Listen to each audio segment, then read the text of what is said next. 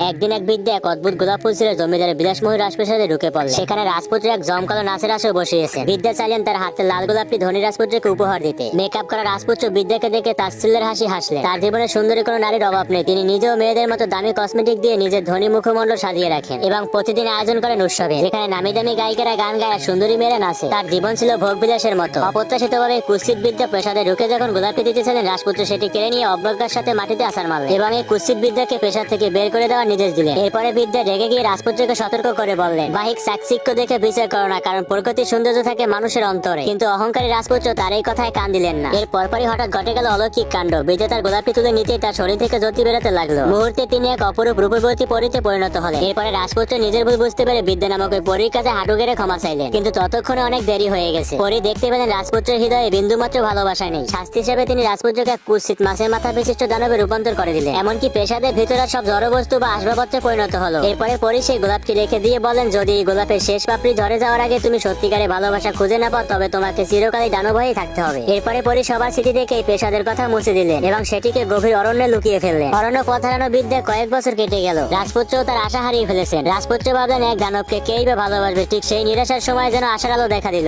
এক বৃদ্ধা ভুল করে সেই বনের দিকে চলে এলেন। আকাশ পরিষ্কার ছিল, কিন্তু হঠাৎ বজ্রপাতে একটি গাছ ভেঙে পড়ে বৃদ্ধার পথ আটকে দিল। তিনি অন্য পথ ধরলেন, কিন্তু ক্রমে আরো গভীরে হারালেন। জুনমাস হওয়া সত্ত্বেও বনের মাটিতে রক্তের দাগ দেখা গেল এবং এর পরপরই শুরু হলো তীব্র তুষারপাত। একদল ক্ষুধার্ত নেকড়ে তাকে লক্ষ্যবস্তু বানালো। বৃদ্ধ প্রাণ ভয়ে দৌড়াতে লাগলেন। এক পর্যায়ে ঘোড়ার পিঠ থেকে নিচে পড়ে গেলেন। এরপরই চারিপাশ থেকে নেকড়েরা তাকে ঘিরে ধরলো। ঠিক শেষ মুহূর্তে তার ঘোড়াটি এসে তাকে উদ্ধার করে সেখান থেকে পালিয়ে গেল। হঠাৎ নেকড়েরা তারা বন্ধ করে দিল, কারণ তারা তখন দানবের সীমানায় ঢুকে পড়েছে। এরপরে তুষারে ঢাকা সেই রহস্যময় প্রাসাদে প্রবেশ করলেন বৃদ্ধ। প্রাসাদে আলো জ্বলছে, কিন্তু ডাকলেও কেউ সাড়া দিচ্ছে না। ক্ষুধার্ত বৃদ্ধ ডায়লন রুমে গিয়ে সাজানো খাবার দেখে লোভ সামলাতে পারলেন না। তিনি খাওয়া শুরু করতে দেখলেন একটি কাপ নিজে নিজেই তার দিকে এগিয়ে আসছে এবং কথা বলছে। এরপরে বৃদ্ধা ভয় পেয়ে সেখান থেকে পালানোর চেষ্টা করলেন। প্রাসাদ থেকে বের হওয়ার সময় তিনি দেখলেন বরফের মাঝে একটি সাদা গোলাপ ফুটে আছে। তার মেয়ের কথা মনে পড়তে তিনি সেটি ছিঁড়ে নিলেন। ঠিক তখনই এক বিশাল ছায়া তাকে পিছন থেকে ঘ্রাস করলো। তার ঘোড়াটি ভয়ে বরফের রাজ্য পেরিয়ে আবার গ্রীষ্মের নাতিশীতোষ্ণ অঞ্চলে ফিরে গেল। বৃদ্ধার মেয়ে যখন দেখলো ঘোড়াটি একা ফিরে এসেছে, সে বুঝতে পারলো তার বাবার বিপদ হয়েছে। এরপর সে ঘোড়াটির উপরে চড়ে আবার সে রহস্যময় প্রাসাদের দিকে যাত্রা শুরু করলো। তো বন্ধুরা, আজকে এই পর্যন্তই। আপনাদের সাথে